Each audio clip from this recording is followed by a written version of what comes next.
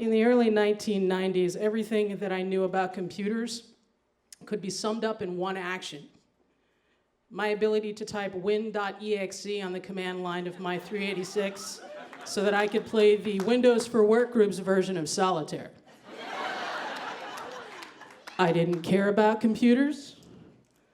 I had more pressing concerns. I was a young, butch, black lesbian trying to get laid in Portland, Oregon.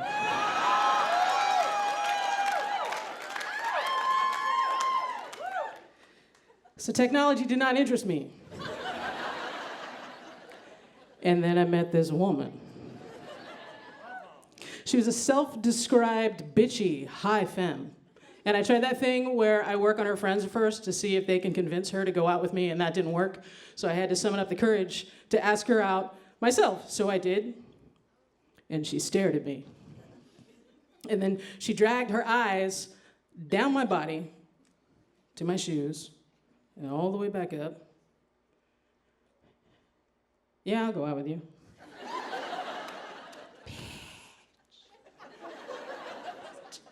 Bitch. I have got to get some of that. So we go out, and it takes a while to close the deal, but I managed to do that. But I realized early on that I need to up my game. She's a couple years younger than I am, but she's got a real job and a real life and a kid, and I'm pulling beers at the Dyke Bar, and that's just not gonna cut it. So I'm like, okay, I need to get a real job. But I don't have a college degree. I went to Lewis and Clark, but then I dropped out because I didn't have Lewis and Clark money. So I'm asking around, and I asked my friends, hey, you gotta help me find work. And my friends are like, hey, you should check out this tech thing. It's really blowing up. And I'm like, hey, listen, back up. I don't know anything about computers. I'm not that kind of geek. I'm like a Linda Hamilton doing push-ups and pull-ups and Terminator 2. Like, I'm that kind of geek. And they're like, no, it's blowing up so much, they're just looking for warm bodies. And it turns out that was true. And I landed an interview, and I show up, and I tell the truth.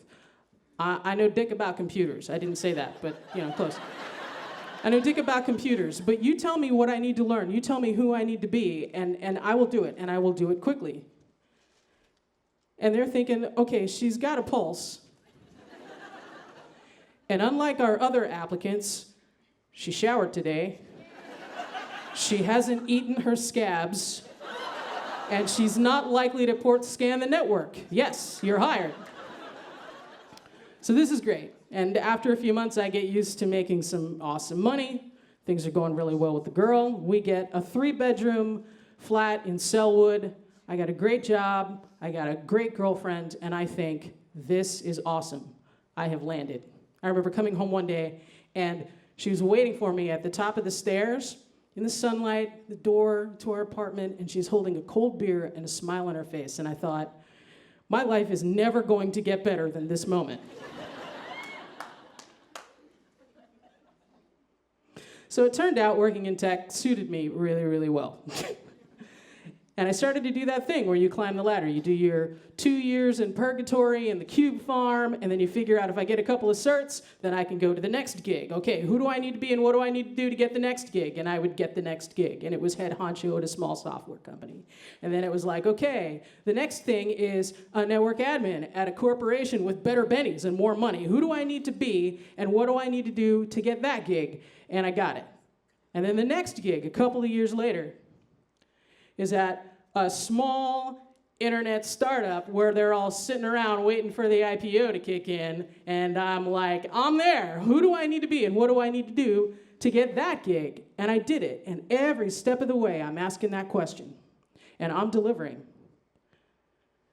But the more that I ask who I need to be and what do I need to do to further the career, the less I'm actually whoever the hell I am in my relationship. And we've gone from the 3-bedroom flat in Selwood to the 3-bedroom house in a 12,000 square foot lot in Southeast Portland. And I've got the job, but one day I wake up and the house is empty and it's just me. No girlfriend, no kid. It's okay, I got the job. The job's going really, really well. I'd like to pause at this moment and mention that it is now the year 2001.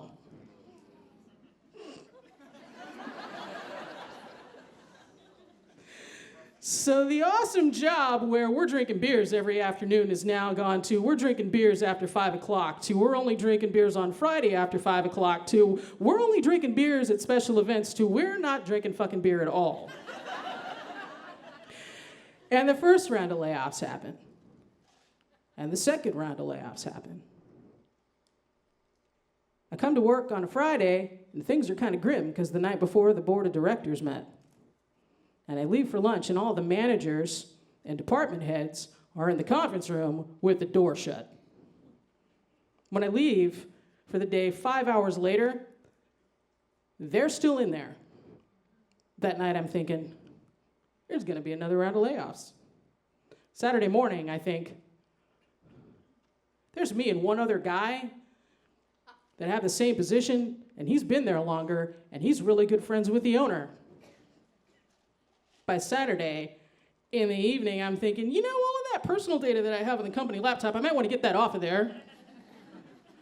Sunday morning, I'm thinking, I probably want to do that Monday.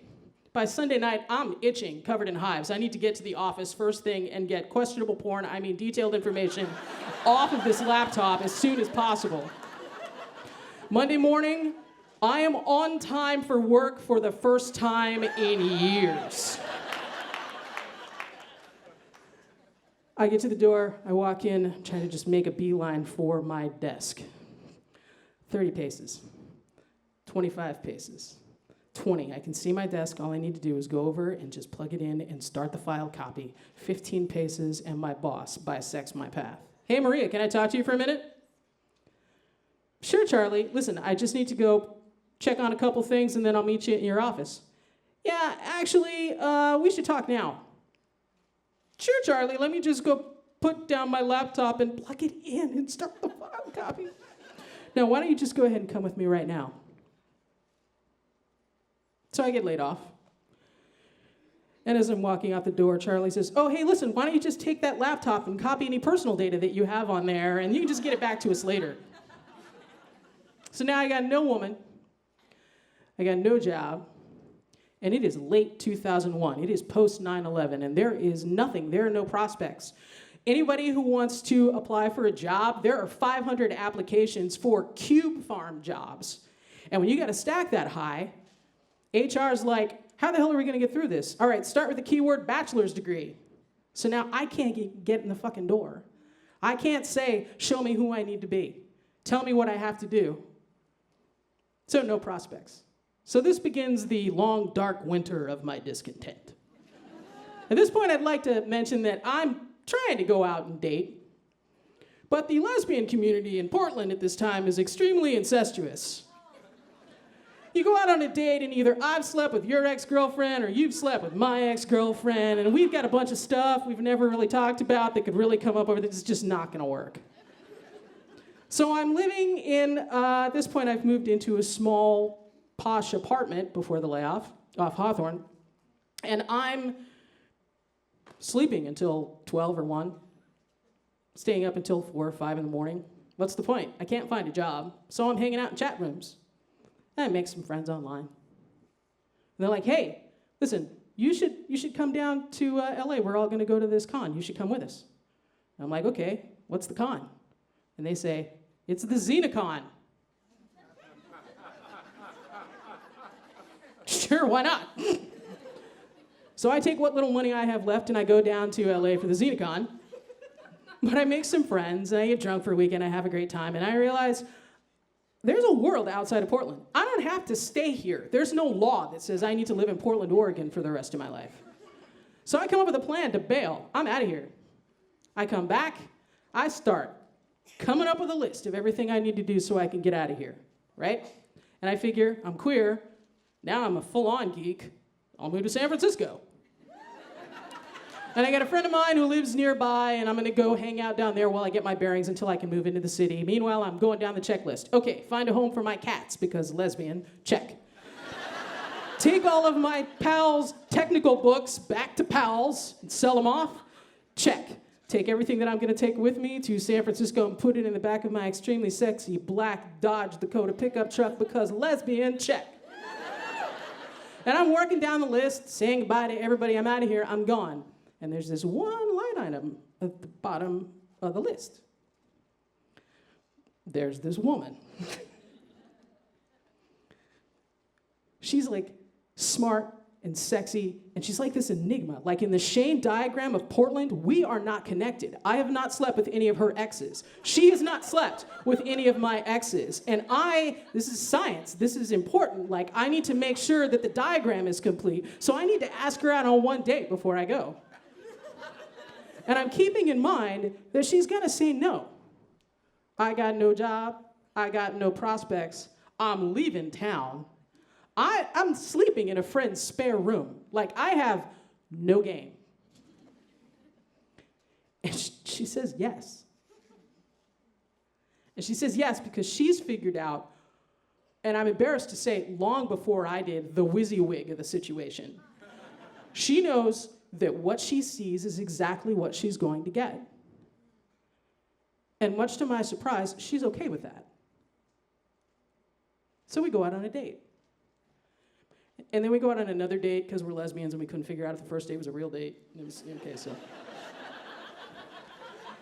And after a week, this woman is under my skin. And after 2 weeks, I am postponing my trip.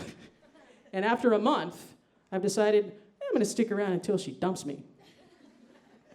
And after 6 months, I tell her that I'm in love with her. And by the time we move in together, by default, Portland has gotten a second chance. And I have devised a plan to give tech another chance as well. Only this time, instead of asking, who do I need to be? This time I'm going to show Portland who I am.